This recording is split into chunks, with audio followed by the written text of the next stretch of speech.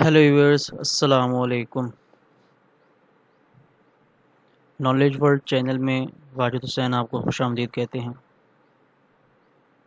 So viewers, आज हम lecture number 8 start करने वाले हैं। FCL shipping process for imports. इससे प्रीवियस लेक्चर में हमने FCL shipping process for exports cover किया था कंप्लीट। अब इंपोर्ट्स देखते हैं।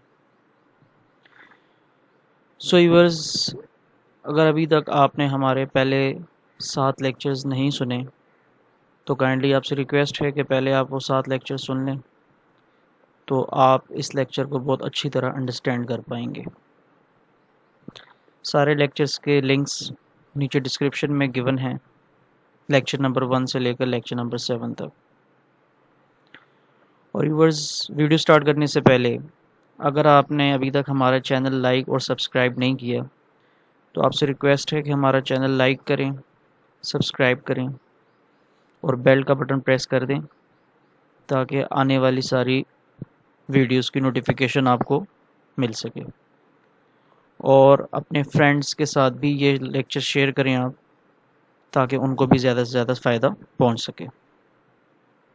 सो व्यूअर्स, टाइम वेस्ट किए बगैर शुरू करते हैं।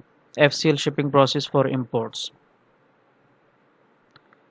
अगर शिपमेंट FOB बेसिस पे होगी या एक्सवर्क्स बेसिस पे होगी तो इंपोर्टर जो होगा वो अपने लोकल फ्रेट फॉरवर्डर को क्यूरी फ्लोट करेगा कि मुझे रेट्स चाहिए, इस पोर्ट से मेरी शिपमेंट आनी है और एक्सवर्क्स बेसिस पे FOB बेसिस पे है, इसका मुझे रेट चाहिए।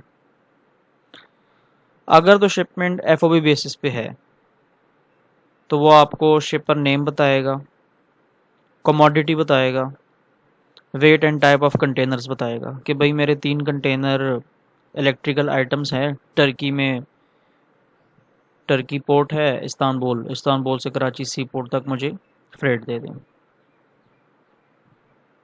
और अगर शिपमेंट एक्सवर्क्स बेसिस पे है तो वो FOB वाली इंफॉर्मेशन के साथ जो अबव इंफॉर्मेशन है ये सारी देगा और इसके साथ आपको पिकअप एड्रेस भी देगा कि भाई ये पिकअप एड्रेस है, यहाँ से शिपमेंट आपने पिक करनी है।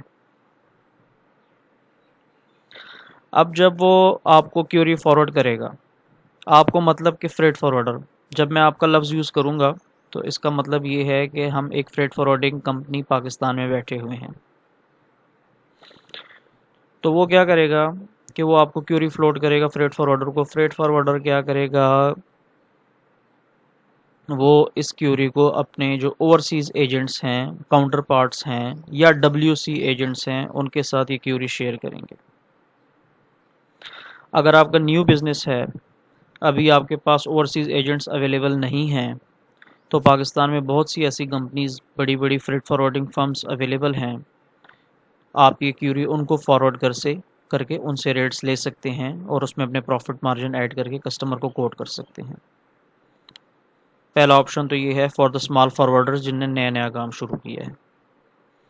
दूसरा ऑप्शन ये है कि अगर आप इतना ग्रो कर चुके हैं कि आपके पास, आपने WCA वर्ल्ड कार्गो अलायंस एक अथॉरिटी है, उसमें आप मेंबरशिप ले लेते हैं तो आपको इंटरनेशनल जितने भी फ्रेट फॉरवर्डर्स हैं उनके साथ एफिलिएशन दे दी जाती है और आप उनके साथ क्रेडिट टर्म्स के साथ, 30 डेज़ क्रेडिट टर्म के साथ काम कर सकते हैं। वो आपको रेट्स कोट करेंगे और आपने 30 डेज़ के बाद उन्हें पेमेंट करनी होगी।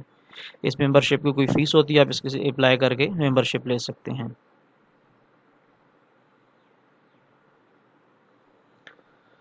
सो इफ़ अगर शिपमेंट FOB बेसिस पे है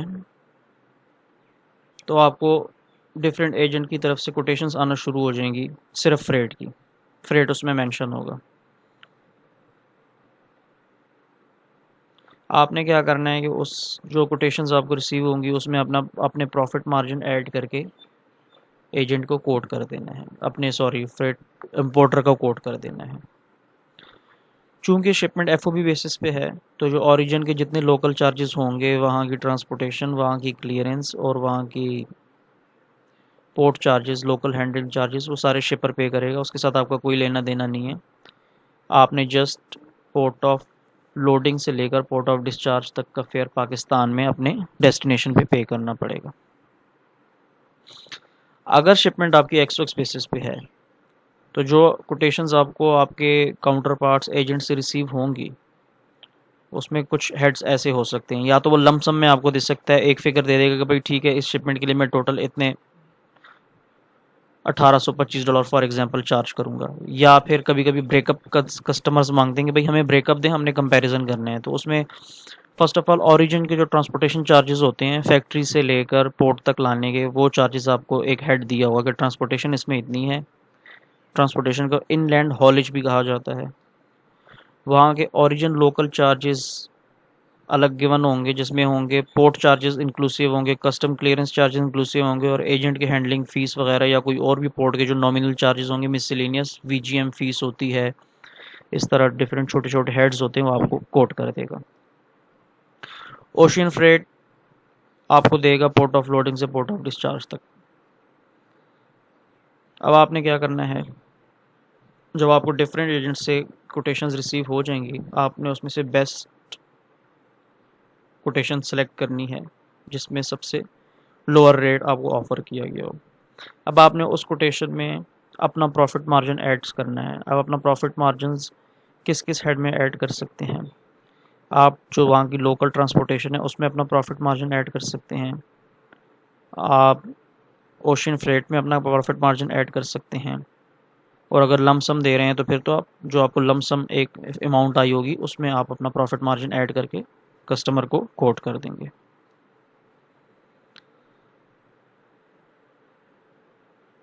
और अगर कंसाइनी आपसे ये रिक्वायर कर रहा है कि आप मेरी शिपमेंट जो है उसको पाकिस्तान में क्लियरेंस भी उसकी करें और उसको मेरे वेयर हाउस तक भी पहुंचा के दें, तो इस केस में आपने अपने कोटेशंस में कस्टम क्लियरेंस चार्जेस भी ऐड कर लेने हैं और ट्रांसपोर्टेशन भी ऐड कर लेनी है। कस्टम क्लियरेंस में चार्जेस में कुछ अमाउंट ऐसी होती है जो फिक्स्ड होती है और बाकी कुछ होती है वेरिएबल, ड्यूटी, टैक्सेस वगैरह रिसीटेड खर्चे होते हैं। तो आपने जब कोटेशन बनानी है तो उसमें कह देना कि हमारे फिक्स चार्जेस ये हैं और उसके बाद जो रिसीटेड खर्चे होंगे वो एज़ पर एक्चुअल रिसीट्स, वो हम आपको रिसीट देंगे कि हमने पोर्ट में ये पेमेंट्स की हैं, वो आपने पे करनी होगी, उसके अलावा हमारा इतना आपने एग्रीड होगा जो आपने पे करना होगा।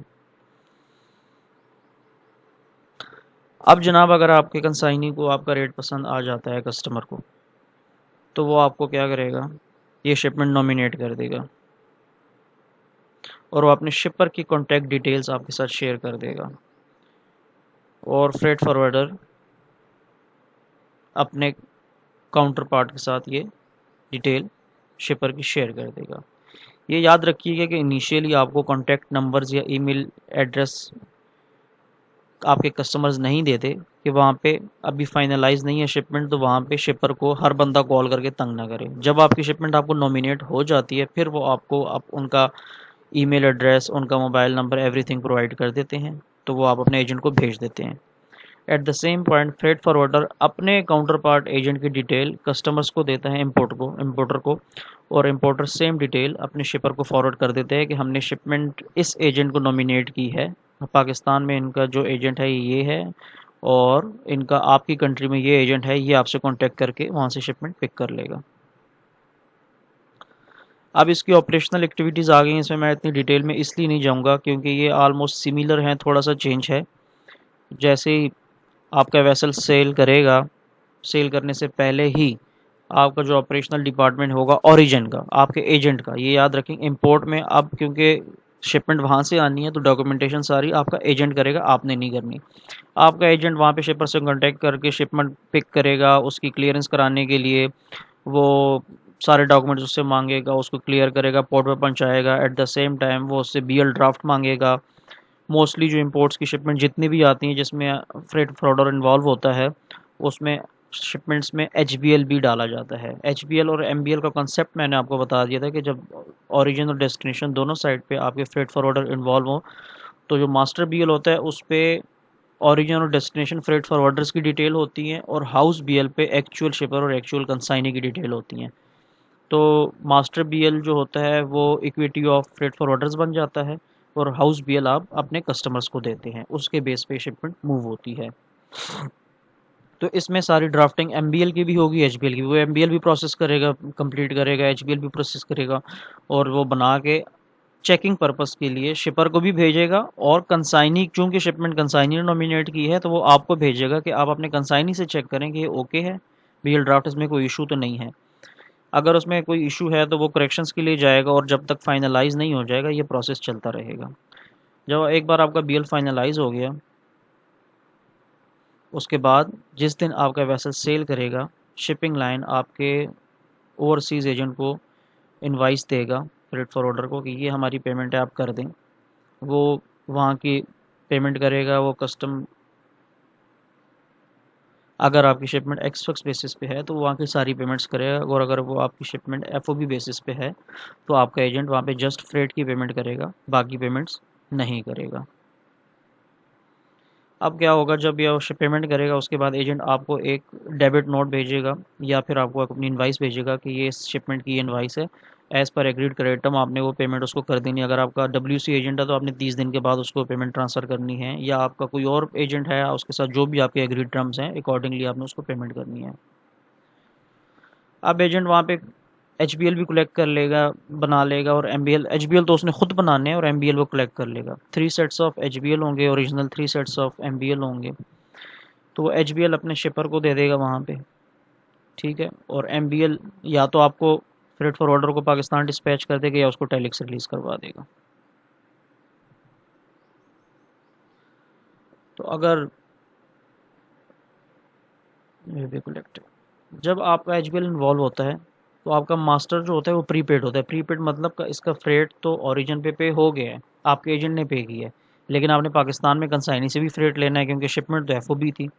तो होता क्या है कि वो मास्टर को प्रीपेड कर देते हैं क्योंकि उसने हवाई पेमेंट करनी होती है, और जो आपका एक्चुअल इंटरनल डॉक्यूमेंट होता है, आप हाउस बीएल बनाते हैं, उसको आप एफओबी बेसिस पे कर देते हैं, तो उस बेसिस पे आप पाकिस्तान में कंसाइनी से पेमेंट ले लेते हैं।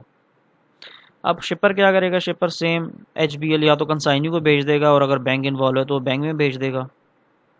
और जब वो शिपमेंट अराइव होगी तो कंसाइनी ये एचबीएल प्रेजेंट करेगा आपके ऑफिस में आके कि ये मेरी शिपमेंट आ रही है, ये आपने मुझे इसका इंडोर्स करके दें ताकि हम इसका डीओ ले सकें। इंडोर्स करने का मकसद ये है क्योंकि शिपमेंट आपके नाम पे आई है, शिपिंग लाइन हाउस बीएल को पहचानती है, लेकिन वो शिपमेंट मास्टर बीएल पे ही रिलीज़ करेगी क्योंकि मास्टर पे आपका नाम लिखा है। जब तक आप हाउस बीएल को इंडोर्स नहीं करेंगे कि हमें कोई ऑब्जेक्शन नहीं है, वो शिपमेंट रिलीज़ नहीं करेंगे।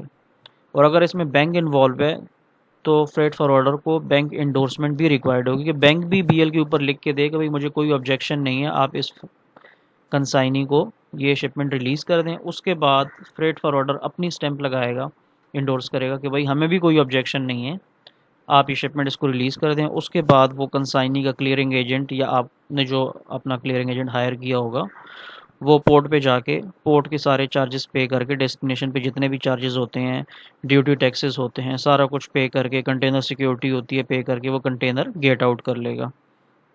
और गेट आउट करने के बाद कंसाइनी के वेयर हाउस में ले आएगा, वहाँ पे उसको ऑफलोड करवा के इस कंटेनर को उनके यार्ड पे रिटर्न करके सिक्योरिटी वापस ले लेगा। अब इसके बाद आपने क्या करना है, यहाँ से आपकी शिपमेंट का प्रोसेस कंप्लीट हो गया, आपने अपने चार्जेस की इनवाइस अपने क्लाइंट को भेज देनी है, और वो इसकी पेमेंट आपको कर लेगा। सो व्यूअर्स, आज के लिए इंपोर्ट का प्रोसेस मैंने आपको कंप्लीट समझा दिया। उम्मीद है कि आप प्रोसेस आपको कंप्लीट समझ आ गई होगी। अगर इस टॉपिक में आपको कहीं पे भी कन्फ्यूजन है तो आप मुझसे कमेंट्स में पूछ सकते हैं। मेरा मोबाइल नंबर कमेंट्स में गिवन है, आपसे मुझसे कांटेक्ट कर सकते हैं। इसके अलावा व्यूअर्स, हमने ऑनलाइन, अगर आप इन पर्सन कोर्स करना चाहते हैं, वो भी लॉन्च किए हैं। एकेडमी कोर्स भी हमने लॉन्च किए हैं, पेड कोर्सेज हैं, जिसके साथ आपको ये फैसिलिटी होगी कि हम आपको प्रैक्टिकल सारा ऑफिस के एनवायरनमेंट में करके देंगे, आपको इंटर्नशिप फैसिलिटी भी देंगे। तो इस पर्पज़ के लिए आप हमारे गिवन नंबर पे हमसे रब्ता कर सकते हैं। सो व्यूअर्स, आज के लिए इतना ही। नेक्स्ट लेक्चर के साथ इंशाल्लाह हाज़िर होंगे। तब तक के लिए अल्लाह हाफ़िज़।